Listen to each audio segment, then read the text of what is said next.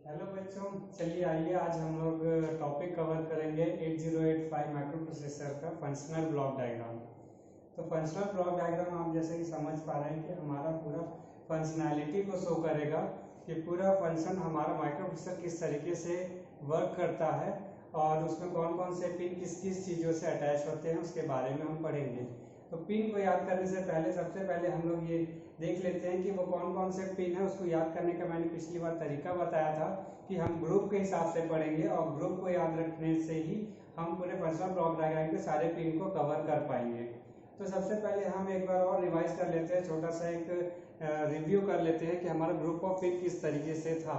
तो उसको group of pin को भी याद करने का मैंने बताया था कि हम सबसे पहले एक इस तरीके से बॉक्स बनाएंगे। ये बॉक्स हमारा 8085 को शो कर रहा है। तो सबसे पहले हमको यहाँ से इस डायरेक्शन से चालू करते हुए इस डायरेक्शन में जाते हुए हम इस तरीके से क्लॉकवाइज डायरेक्शन में हम पिन का ग्रुपिंग करते जाएंगे और उस तरीके से याद करेंगे। और वो किस तरीके से करेंगे मैं लाइन बाय लाइन बताता हूँ। तो सबसे पहले हमारा हायर पिन जो है, हायर बिट जो होता है हमारा, हायर बिट कौन सा, जो एड्रेस का, जो कि हमारा A15 से लेके A1 जो हमारे पास होता है वो हायर बिट कहलाता है एड्रेस का। तो ये हो गया हमारा टोटल जो कि 8 पिन है। वैसे ही हमारे पास A7 से लेके A0 हमारे पास अगेन एक एड्रेस लाइन होता है जो कि 8 है। बट यहाँ पर हम यहाँ पे जानते हैं कि हमारा एड्रेस जो पिन होता है वो हमारा AD0 से लेके AD7 होता है। तो ये AD0 से लेके AD7 मतलब यहाँ पर मल्टीप्लेक्स्ड है, इसीलिए हम यहाँ पर पढ़ते हैं D7 से लेके D0 जो कि डेटा पिन कहलाता है। तो यहाँ पर हमारे पास टोटल पिन हो गए हमारे 8। अब उसके बाद हमने देखा था एड्रेस के बाद हम यहाँ पर चालू किए थे हमारा स्टेटस पिन। कौन कौन से हमारे पास, टोटल स्टेटस पिन हमारे पास 3 है। 3 में से कौन कौन से, ALE, S0 और S1। हमारे पास ये 3 हमारे पास पिन है जो कि स्टेटस को डिफाइन करता है। वैसे ही हमारे पास एक कंट्रोल होता है, कंट्रोल पिन हमारे पास 4 होते हैं। तो 4 पिन कौन कौन से हमारे पास यहाँ पर, रेडी, फिर रीड, राइट और इनपुट आउटपुट मेमोरी बार। तो इस तरीके से हमारे पास 4 पिन है जो कि हमारे कंट्रोल करने का काम करता है। तो कंट्रोल पिन हमारे पास 4 हो गए। नीचे हम यहाँ पर क्लॉक को देखते हैं। तो हमारा क्लॉक कौन कौन से हैं, यहाँ पर क्लॉक आता है एक तो X1 और X0, जिस पर हम लोग यहाँ पर एक क्लॉक सिग्नल को प्रोवाइड करते हैं। जैसे क्लॉक सिग्नल जो जनरेट करता है वैसी सर्किटरी को हम यहाँ पर लगाते हैं, जैसे कि क्रिस्टल ऑसिलेटर या फिर RC और LC सर्किट, जिससे हम क्लॉक पल्स जनरेट कर सकते हैं। तो यहाँ पर X0 और X1 में हम वहां पर कनेक्ट करते हैं। एक पिन होता है क्लॉक आउट, जो कि सिग्नलाइजेशन के लिए जो अनदर पेरिफेरल्स है उसके साथ कम्युनिकेट करने के लिए clock time to time clock signal जो जनरेट करता है वो हम अनदर पेरिफेरल्स को भी यहाँ से क्लॉक पल्स प्रोवाइड करते हैं, ताकि हमारे कम्युनिकेशन में कोई भी डिले ना आ सके। दूसरा होता है हमारे पास यहाँ पर, अगेन यहाँ पर रीसेट होता है। रीसेट का ग्रुप है। रीसेट ग्रुप में हमारे पास रीसेट इन और रीसेट आउट है।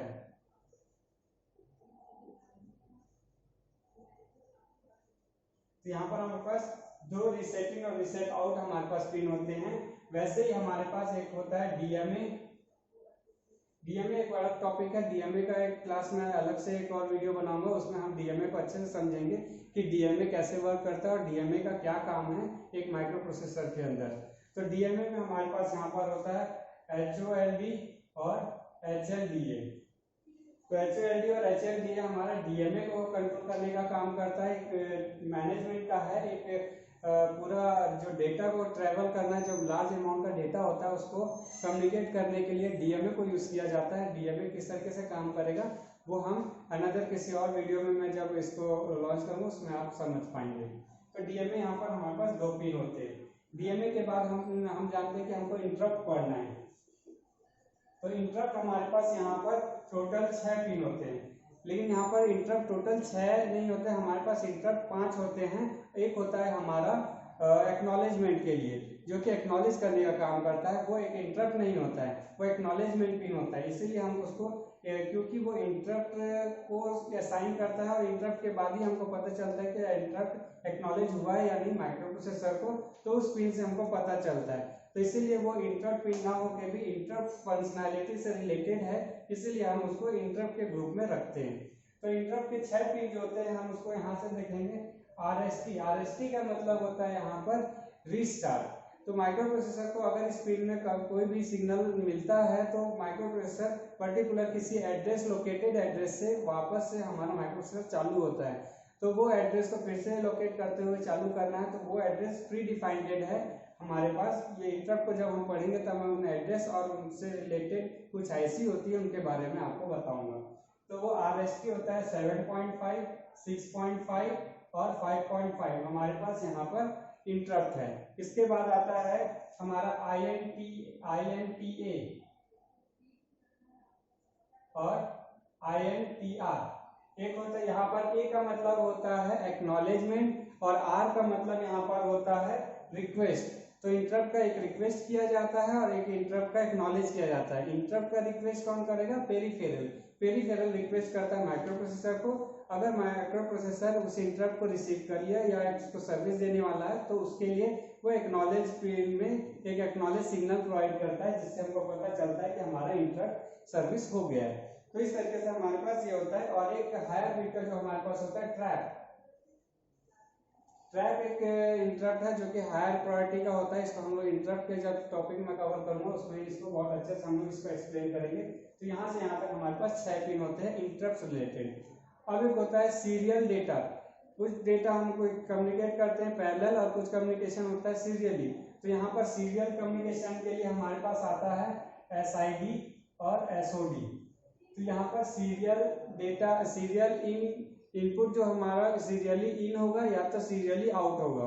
मतलब माइक्रो प्रोसेसर या तो डेटा को bit by bit, 1 by 1 serial in करेगा, मतलब माइक्रो प्रोसेसर की तरफ डेटा ट्रेवल करेगा, या फिर आउट होगा या फिर माइक्रो प्रोसेसर सीरियली 1 बाय 1 एक डेटा को ट्रेवल करते हुए पेरिफेरल की तरफ डेटा को सर्विस करेगा। तो उस समय हमको यहाँ पर SID और SOD पिन जो होता है वो उसको सर्विस प्रोवाइड करने का काम करता है। इसमें कुछ सर्विस होते हैं, रिम और सिंक नाम से होता है, उसके लिए एक IC होती है। वो चीज हम लोग अगेन किसी अनदर वीडियो में इसको अच्छे से ब्रीफली देखेंगे। तो ये भी हमारे पास 2 पिन होता है। आखिरी हमारे पास 2 पिन बच जाते हैं पावर के, जो कि +5 वोल्ट पावर होता है और एक ग्राउंड होता है। तो हमारे पास ये टोटल, हमारे पास अगर इस सारे नंबर्स को टोटल करेंगे तो हमारे पास 40 पिन हो जाते हैं। तो ये कंप्लीट हो गया हमारा एक किसी भी पिन को याद करने का ग्रुप वाइज याद किस तरीके से करना है, इस तरीके से हमें याद हो गया। तो हम फंक्शनल ब्लॉक डायग्राम को भी बहुत इजीली इसके थ्रू हम ड्रॉ कर पाते हैं। तो यहाँ पर हम लोग देख रहे हैं कि मैंने हर एक ग्रुप के बाद एक नंबर लिखा हुआ है। उस नंबर को, जैसे कि यहाँ पर क्लॉक हमारे पास 3 पिन है, कंट्रोल हमारे पास 4 है, यहाँ पर स्टेटस पिन 4 है क्योंकि ये डीमल्टीप्लेक्स है इसलिए ये 1 है। और यहाँ पर हायर बिट जो कि हमारे पास एड्रेस का है, जो A50 से लेके A8 है, वो भी 8 हमारे पास पिन है। वैसे ही reset in and reset out हमारे पास 2 है। यहाँ पर DMA के लिए HOLD HLTA ये पिन है। मैं इसको वीडियो में, नेक्स्ट वीडियो में आपको अच्छे से एक्सप्लेन कर दूंगा। ये भी 2 पिन होते हैं। और इंटरप्ट के लिए 6 पिन और सीरियली डेटा कम्युनिकेशन के लिए सीरियल इन सीरियल आउट करके हमारे पास यहाँ पर डेटा कम्युनिकेशन के लिए 2 पिन है एंड पावर के लिए 2 पिन है। इस तरीके से हमारे पास टोटल 40 पिन इस तरीके से कवर होते हैं। तो इस यहाँ तक अगर हमको ये चीज याद है तो इसके बाद ही हम फंक्शनल ब्लॉक डायग्राम को बहुत अच्छे से एक्सप्लेन कर पाएंगे या समझ पाएंगे कि उसको किस तरीके से हमको पढ़ना है और उसे किस तरीके से याद करना है, उस चीज को हम देखते हैं लाइन बाय लाइन। तो जिस तरीके से हमने यहाँ पर देखा कि एक फ्लो है, एक तरीका है कि हम इसको क्लॉकवाइज इस तरीके से ड्रॉ करते हुए हम पूरा फंक्शनल ब्लॉक डायग्राम पे ग्रुप पिन को हमको यहाँ पर कवर किए हैं। वैसे ही फंक्शनल ब्लॉक डायग्राम का भी एक तरीका है, अगर उस फ्लो को याद रखेंगे तो हम इसके ब्लॉक को पूरा याद कर पाएंगे। तो इसको किस तरीके से हम लोग कवर करना है उस चीज को देखते हैं। तो फंक्शनल ब्लॉक डायग्राम ड्रॉ करने से पहले हमको एक बात याद रखना है कि हमको ये ग्रुप पिन सारे याद होने चाहिए, तभी हम सारे पिन को फंक्शनल ब्लॉक डायग्राम में भी कवर कर पाएंगे। तो चलिए हम यहाँ पर फंक्शनल ब्लॉक डायग्राम ड्रॉ करने का तरीका देखते हैं किस तरीके से काम करना है। तो सबसे पहले आप पूरे पेज को एक कवर कर लीजिए कि कहाँ कहाँ किस किस बॉक्स को पहले बनाना है, बॉक्स के अंदर क्या एलिमेंट्स होंगे उसको बाद में हम फिल करेंगे।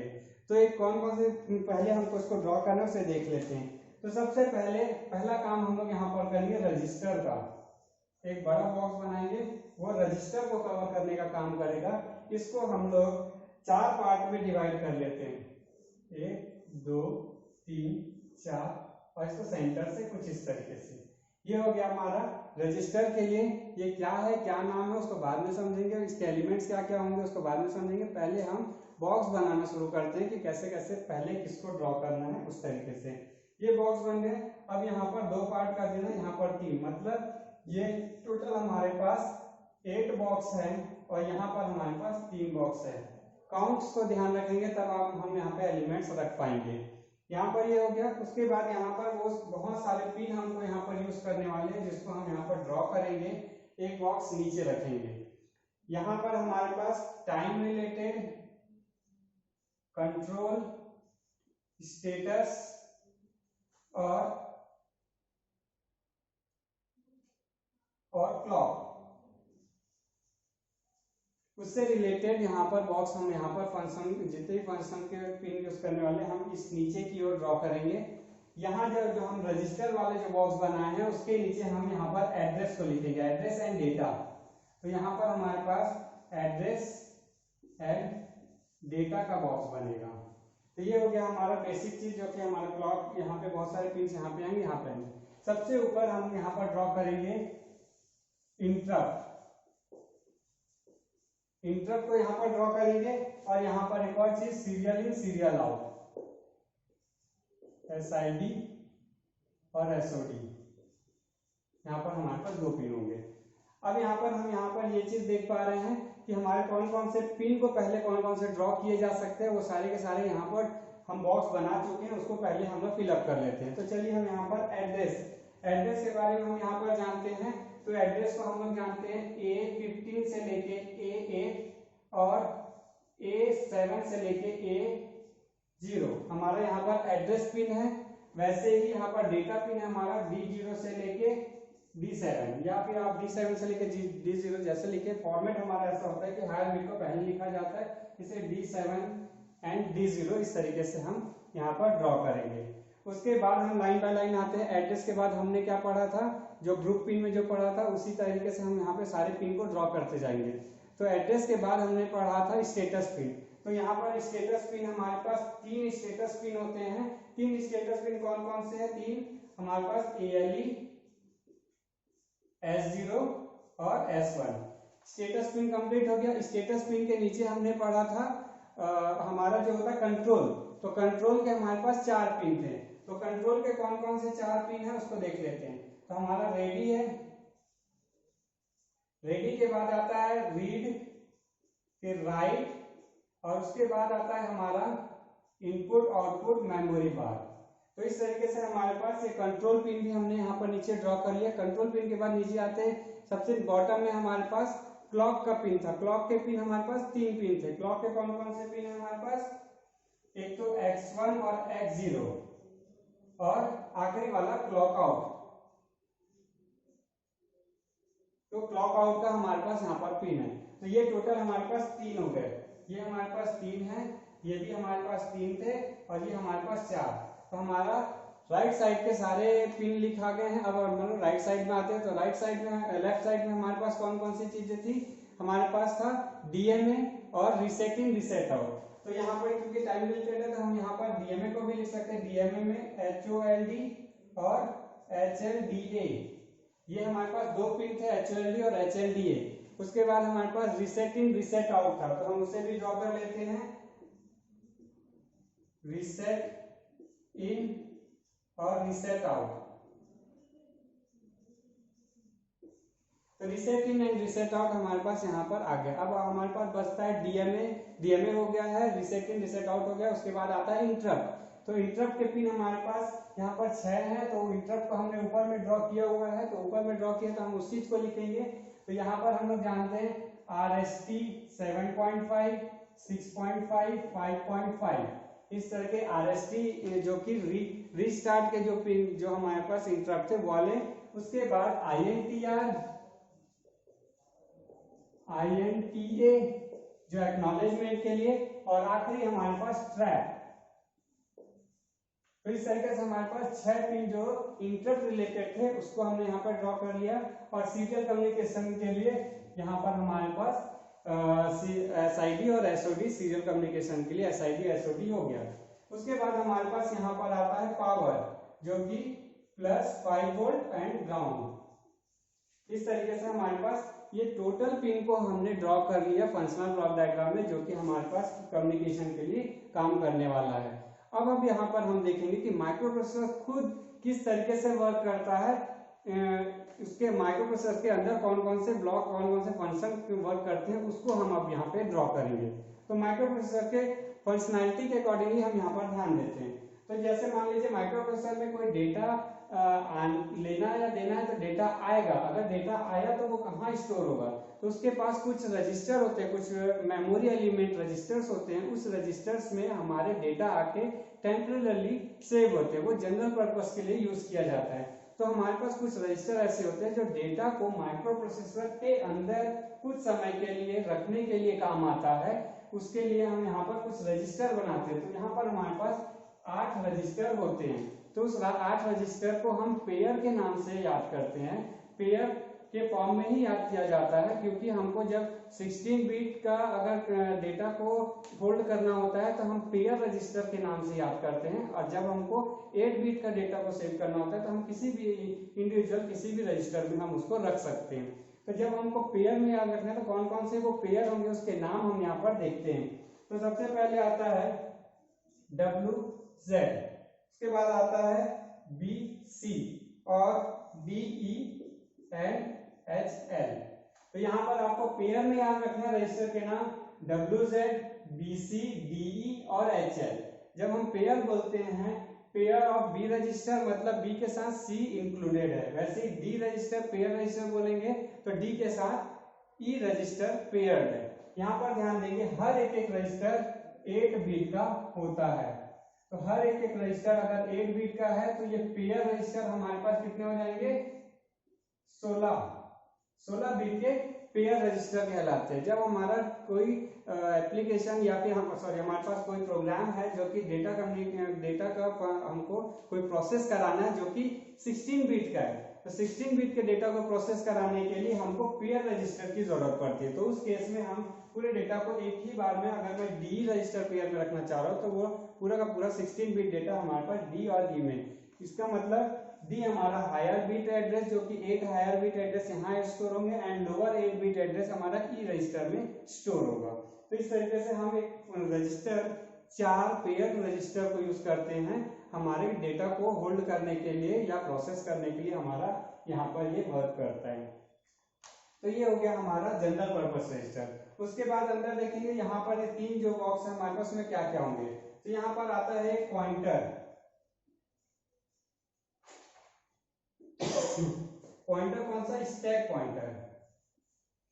स्टैक पॉइंटर क्या काम आता है, इसका फंक्शनैलिटी में बाद में आपको प्रोग्राम जब हम लोग इसको सीखेंगे तब उस समय मैं बताऊंगा स्टैक पॉइंटर का क्या काम आता है।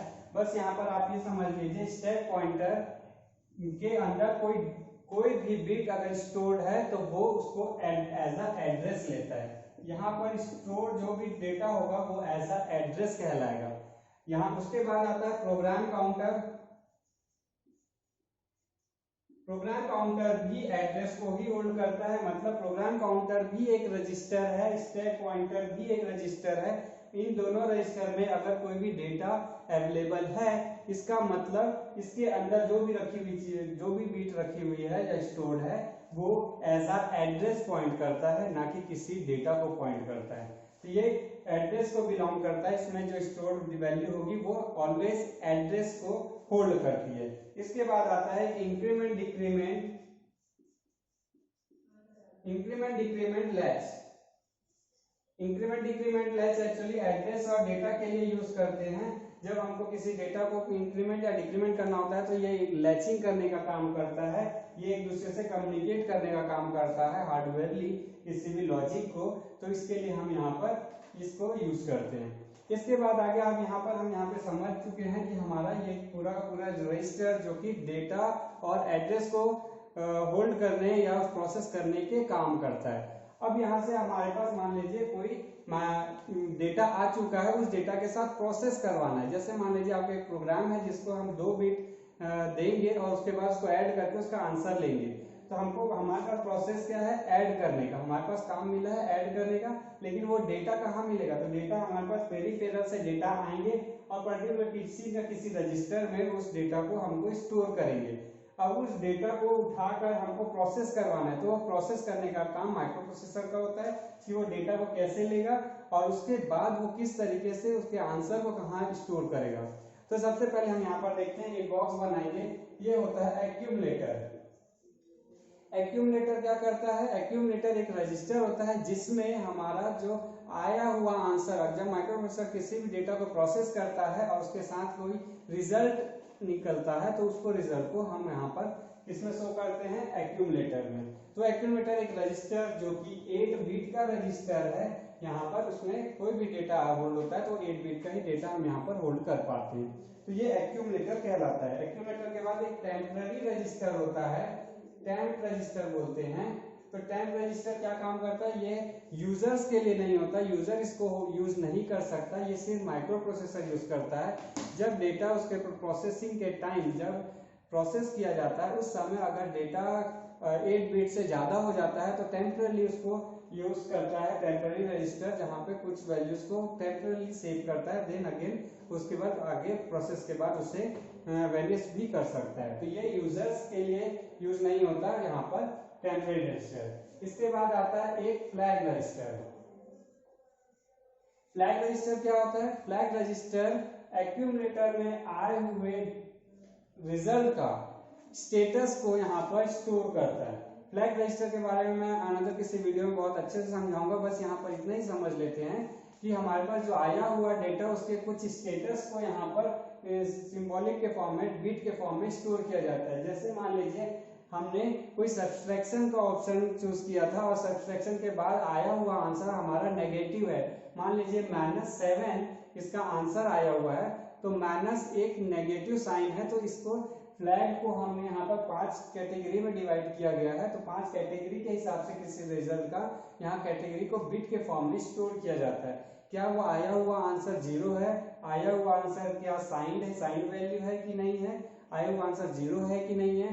प्रायोरिटी एक बिट होती है जो auxiliary carry and carry flags कुछ होते हैं जिनको हम यहाँ पर उसके आंसर के अकॉर्डिंग, प्रोसेसिंग के अकॉर्डिंगली हम यहाँ पर फ्लैग को सेट एंड रिसेट करते हैं, जो कि आए हुए रिजल्ट का स्टेटस को बताता है।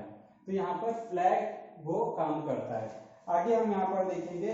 अब यहाँ पर चाहिए हमको एक arithmetic and logical unit. Arithmetic and logical, तो अर्थमेटिक एंड लॉजिकल यूनिट क्या करता है? आए हुए डेटा को हम लोग यहाँ पर कम्युनिकेट कराते हैं और यहाँ पर आए हुए डेटा को प्रोसेस करने का जो अर्थमेटिक प्रोसेसिंग होगी या लॉजिकल प्रोसेसिंग होगा, एक यूनिट होगा जो इस प्रोसेस को निभाता है। तो उसके लिए हम यहाँ पर एक बॉक्स बनाते हैं जो कि ALU का काम करता है। ALU जो कि पूरा प्रोसेस जो अर्थमेटिक एंड लॉजिकल का जो भी ऑपरेशन करना है वो इस यूनिट में होता है। इसके बाद यहाँ पर आता है इंस्ट्रक्शन।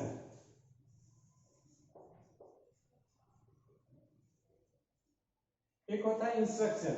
अब क्योंकि हम कोई भी प्रोसेस को अगर किसी भी लॉजिक को अगर हम लोग को माइक्रोप्रोसेसर के थ्रू करवाना है तो हम उसको कोडिंग के फॉर्म में करते हैं। जैसे मान लीजिए 2 चीज को हमको ऐड करना है।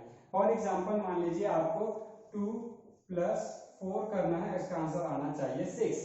तो यहाँ पर हम देखेंगे कि ये क्या हो गया हमारा एडिशन का प्रोसेस। तो हमको यहाँ पर ऐड करना है, तो ये हमारा ऐड करने का प्रोसेस है। ये हमारे पास 2 डेटा हो गए, ये और ये हमारे पास डेटा हो गए और ये हो गया हमारा रिजल्ट। तो ये जो रिजल्ट है हमारा ये एक्यूमुलेटर में जाकर स्टोर होगा और ये जो 2 डेटा है हमारे या तो किसी न किसी एक रजिस्टर में हमारे पास जाके स्टोर होंगे, वहां से हम डेटा को यूज करते हुए हमारा रिजल्ट को बनाएंगे। तो ये कैसे होगा? हमारे मान लीजिए ये इस रजिस्टर में और इस रजिस्टर में डेटा रखा हुआ है, तो इस डेटा दोनों रजिस्टर को हम एक्यूमुलेटर तक लेके आते हैं। अर्थमेटिक एंड लॉजिकल यूनिट को पता होता है कि हमको इसको ऐड करना है, तो ऐड करने के बाद उसका जो रिजल्ट आता है एक्यूमुलेटर में हमको डिस्प्ले होता है। तो ये एक प्रोसेस है कि इस तरीके से हमारा ये काम होना है किसी प्रोसेस को, लेकिन इस प्रोसेस को हम कोडिंग के फॉर्म में एक्सप्लेन करते हैं। तो जो कोड होता है, जो कोडिंग का फॉर्म होता है, उसमें इंस्ट्रक्शन लिखे हुए जाते हैं, तो वो इंस्ट्रक्शन को कोड और डिकोड करने की जरूरत पड़ती है। तो आए हुए इंस्ट्रक्शन क्योंकि हमारा यूजर्स उसको कोड किया हुआ होता है, वो मशीन लैंग्वेज में कन्वर्ट होता है, उसके बाद आगे बढ़ता है, तो उसके लिए हमको कोड को डिकोड करने की जरूरत पड़ती है। तो आए हुए इंस्ट्रक्शन में हमको एडिशन करना है, सब्ट्रैक्शन करना है, वो चीज हमको पता होना चाहिए। तो माइक्रोप्रोसेसर उसके लिए एक इंस्ट्रक्शन डिकोडर और एनकोडर की जरूरत पड़ती है, तो वो उस चीज को यहाँ पर यूज करता है। तो इंस्ट्रक्शन एक रजिस्टर होता है, यहाँ पर इंस्ट्रक्शन आकर सेव होता है जो कि 8 बिट का रजिस्टर है, और उसको डिकोड करने का काम करता है।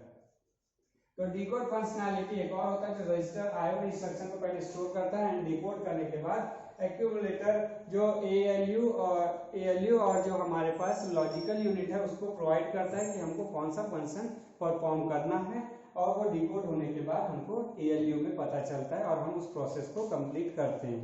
तो ये हो गया हमारा पूरा का पूरा फंक्शनल ब्लॉक डायग्राम किस तरीके से वर्क करता है। अब क्योंकि इनके बीच में कम्युनिकेट करना होता है, तो इसके लिए एक इंटरनल बस की जरूरत पड़ती है। इंटरनल बस कहने का मतलब ये एक दूसरे से कम्युनिकेट करने के लिए हम यहाँ से यहाँ तक, जैसे रजिस्टर से हमारे पास इसके साथ कम्युनिकेट करना, उसके बाद हमारे पास एक्यूमुलेटर में आने के लिए हमको ALU में होते हुए पास करते हुए जाना है। देन ये कहीं ना कहीं हर एक चीज हमारे इंटरप्ट से भी जुड़ा होगा और ये कंट्रोल रजिस्टर से भी जुड़े होंगे। तो इस तरीके से हमको यहाँ पर एक इंटरनल बस की जरूरत पड़ती है जो एक दूसरे से कम्युनिकेट करने का हर एक फंक्शनल ब्लॉक डायग्राम वर्क करता है।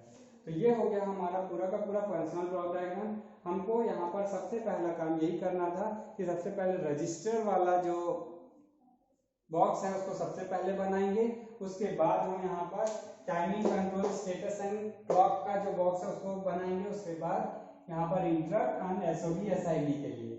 फिर उसके बाद हमारे पास जो जिस तरीके से ग्रुप पिन को हमने याद किया हुआ है, उस ग्रुप पिन को देखते हुए हम यहाँ पर सारे के सारे पिन को पहले ड्रॉ कर लेंगे।